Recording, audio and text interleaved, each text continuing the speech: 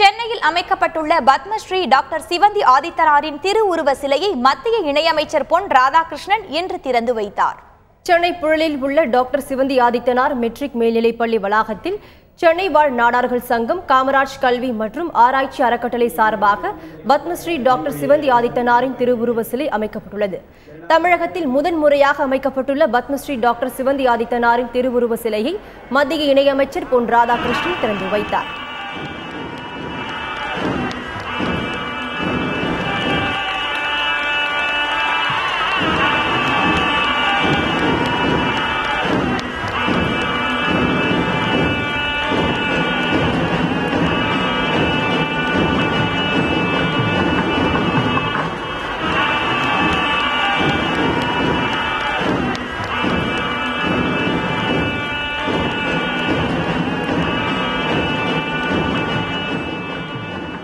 நிகழ்ச்சியில் பேசிய மத்திய அமைச்சர் பொன் ராதாகிருஷ்ணன், பத்திரிகை உலகின் ஜாம்பவான் பத்மஸ்ரீ டாக்டர் சிவந்தி ஆதித்தனார் என்றும் தமிழரின் பாரம்பரிய விளையாட்டுகளில் ஒன்றான கபடியை உலகரங்கிற்கு கொண்டு சென்ற பெருமை அவரையே சாரும் எனவும் புகழாரம் சூட்டினார்.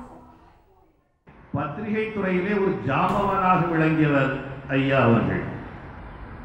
அது மட்டுமல்ல, ஒவ்வொரு துறைகளிலும் தான் ஒரு இடத்தில் அடியெடுத்து வைக்கின்றார் என்று சொல்லும் போது அந்த இடத்திலே முத்திரை பதிக்காமல் மரியாதைக்குரிய ஐயா சிவந்தி ஆதித்தனார் அவர்கள் எப்போதும் பின்வாங்கியதாக சரித்திரமே கிடையாது. சென்ற இடத்திலெல்லாம் ஒரு ராசியான மனிதர் என்று சொல்வார்கள். இந்த ராசியான மனிதருடைய கால் எங்கெல்லாம் பட்டதோ அந்த இடமெல்லாம் தொடங்கி இருக்கின்றன. விளையாட்டுத் துறையிலே அவர்கள் ஆற்றியிருக்கக்கூடிய பங்கு, தமிழ் சமுதாயத்திற்கு செய்திருக்கக்கூடிய பங்கு கணக்கிட முடியாது. ஒலிம்பிக் சங்கத்துடைய தலைவராக இருந்தார் என்று குறிப்பிட்டு சொன்னார்கள்.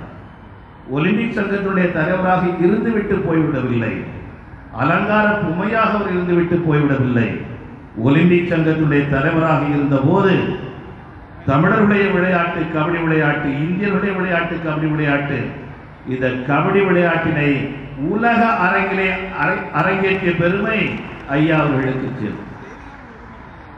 தமிழ்நாடு முழுவதும் இன்று கைப்பந்து எல்லா கிராமங்களிலும் மிகச்சிறப்பாக விளையாடப்பட்டுக் கொண்டிருக்கிறது என்று சொன்னால், சிலம்பம் விளையாடப்பட்டுக் கொண்டிருக்கிறது என்று சொன்னால், நம்முடைய கிராமிய விளையாட்டுகள் விளையாடப்பட்டுக் கொண்டிருக்கிறது என்று சொன்னால், அது அனைத்துக்கும் பெருமைக்குரியவர் ஐயா அவர்கள்.